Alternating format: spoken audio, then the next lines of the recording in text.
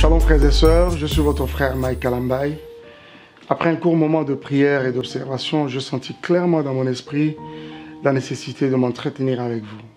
C'est avec étonnement que j'ai appris, comme vous tous, tout ce qui s'est dit sur les réseaux sociaux à mon sujet par la mère de mes enfants. Je signale d'entrée de jeu que je n'apparais pas comme pour faire une riposte ou encore un droit de réponse à quoi que ce soit, mais juste une mise au point dans le but de calmer certains esprits, notamment ceux de nos mamans à travers le monde qui se sont sentis très blessés en elles-mêmes et qui n'ont pas vite caché leur indignation face à toutes ces accusations gratuites et toutes ces images de violence qui ont fait route avec.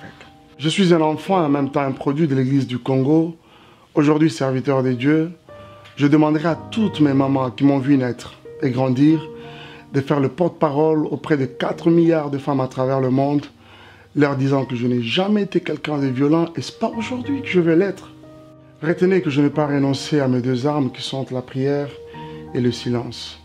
Ce silence qui ne m'a pas été suggéré mais plutôt imposé par le Seigneur lui-même.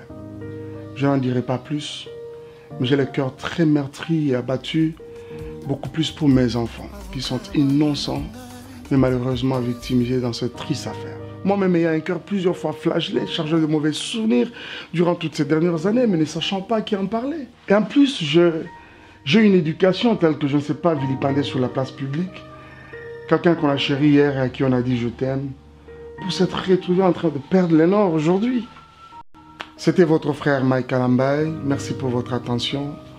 Encore une fois, trouvez par ce propos nos sincères excuses pour ce désagrément.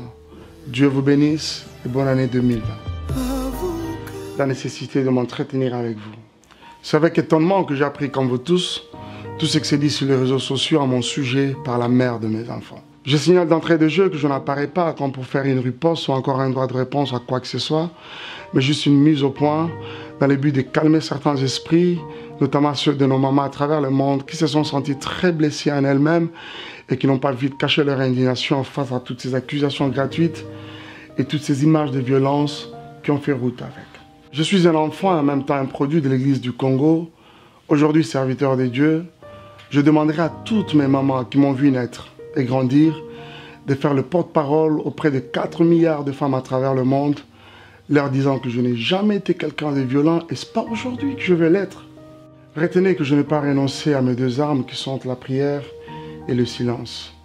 Ce silence qui ne m'a pas été suggéré mais plutôt imposé par le Seigneur lui-même.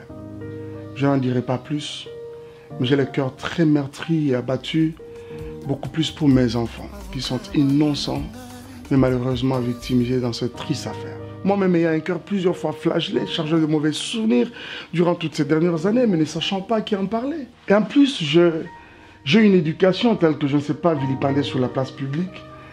Quelqu'un qu'on a chéri hier et à qui on a dit je t'aime, pour s'être retrouvé en train de perdre les nord aujourd'hui.